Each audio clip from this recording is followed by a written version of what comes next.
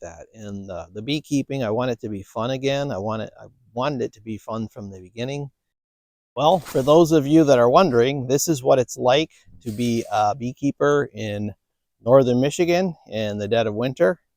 We're approaching record amounts of snowfall this winter, and it's only the first week of February, and we've had some record cold already as well. So what's on our mind, and probably many beekeepers, is our bees. Will they survive winter? Did we do all that we can to ensure that? So there are many things that beekeepers do to try to ensure that, and we've tried those too as we enter our 6th season of beekeeping. So this is the 6th winter that we've overwintered bees. We have 6 hives here, and we already know one of them has died as a dead out. That hive died in the late fall, but the rest were doing pretty good, and we've seen signs of life over the last couple of months. When there's warmer temperatures, the bees come out and do some housekeeping. They do cleansing flights and remove the dead bees, and we've seen that. So we haven't seen that in a month or so because of the weather, as I said, but we're hoping that they're going to do well. The number of hives we have here is the most that we've had going into winter, so we're very hopeful. The one on the far left, the one I referred to in other videos, is the mean girls. Went in the winter very strong. We wanted to reduce the number of boxes, and they wouldn't allow us, so there they are. We've experienced losses every year in our hives. Some years we've lost a couple hives. One year I believe we lost all of our hives. And we've been following what I consider the industrial method of beekeeping, using Langstroth hives with movable boxes, movable frames. And I think that's okay for commercial beekeepers, but I think for people that are hobbyists or sideliners, I think that ends up discouraging a lot of beginning beekeepers, and they get into this hobby or this sideline or whatever you want to call it with these intentions that they're going to be good beekeepers, they're going to be good stewards of the bees, and the bees are going to be healthy and survive. And when they don't, and they've done everything right according to the books and the experts, it's very discouraging. I know because I've been there. I know how discouraging it can be. So we're going to try something a little bit different this year. I've been reading a book called Keeping Bees with a Smile by Fedor Lazutin.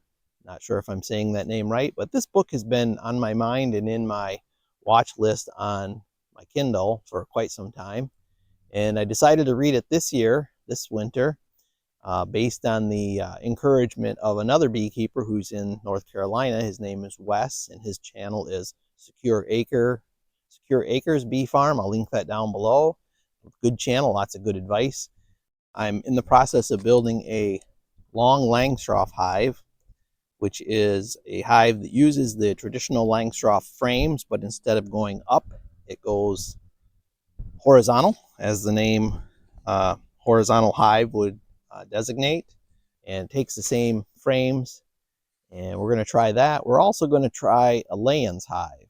A Layens hive was invented by a gentleman named George DeLayens, and it is also a horizontal hive, but it's a lot deeper, and it tries to, the idea is to mimic how the bees, how they live out in the wild, out in the nature, and so we're going to give that a try. So my opinion on the Langstroth hives, I've read and heard that this is called commercial beekeeping or industrial beekeeping, and for those that are into commercial beekeeping, it's probably fine for them. Their goal, for the most part, is the product of the hive, whether it be honey or the bees themselves, propolis, the pollen, whatever. I think that's okay for them. But for somebody like myself, I just want to have maybe 10 hives at the most, so I can get some honey for myself and my family and my friends and enjoy the beekeeping. I think the better way to go is the more natural method, and that's what we're going to try. Again, referring back to Keeping Bees with a Smile, he talks about only inspecting your colonies once a year, or twice a year, pardon me, once in the spring and once in the fall. And I think that's a very good idea. I've heard before some beekeepers talk about, when we disrupt the hive, we take the roof off and move the frames around. That's kind of analogy would be somebody taking the roof off our house and moving the furniture around. We probably wouldn't like it. So we're going to try that and keep you posted on how that goes. So the book Keeping Bees with a Smile is available, as I said, on Kindle, and it's also available to purchase on places like Amazon. But one thing, if your local library like ours has access to an application called Hoopla Digital, that's a great application for a number of reasons. You can borrow books from there, and that book is available, at least through our library, through Hoopla Digital. And I would highly recommend, if you're skittish about buying it, not knowing what it's like, what it's about, I would go that route. I would give it a try that way. So last year, a few of you allowed us to place swarm traps on your property. We're going to try to do that again this year.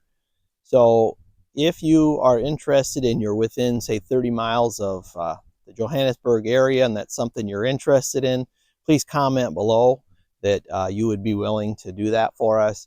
So another thing we're going to try to do is we're going to try to make some merchandise about the farm here with our logo and maybe some other things. We're going to do t-shirts and whatever else we can possibly get a hold of and do. We're going to do one specifically with the logo from the farm here and some other just generic, maybe funny, humorous beekeeping shirts. And those of you who know our cat Boxy, we're going to try some shirts with some things with him on it, some of the expressions on his face and how we interpret those, putting words in his mouth, so to speak. So if you're interested in that, shirts will probably be right around $20. And if you're interested in that, comment below and let us know so we can move forward with that as well. We're also considering doing a live Q&A. So again, I'm not an expert, but I would certainly like to share the experiences of what we've learned, good and bad, in the last 5 seasons. And if you're interested in that, also give us a comment below. And really appreciate each and every one of you taking the time to watch this video, and appreciate your support and encouragement. And those of you who know me personally know how much that means to me. And I know everybody's gone through a lot in the last 5 or 6 years, but it's been rough on me, and I'm not going to go into too many details about that, but I really appreciate that. And the beekeeping, I want it to be fun again. I wanted it to be fun from the beginning. And it's just something for me to get away and disconnect from what's going on in the world. And really appreciate each and every one of you. Thanks for stopping by. Thanks for watching. Thanks for liking, for commenting, and sharing. Take care.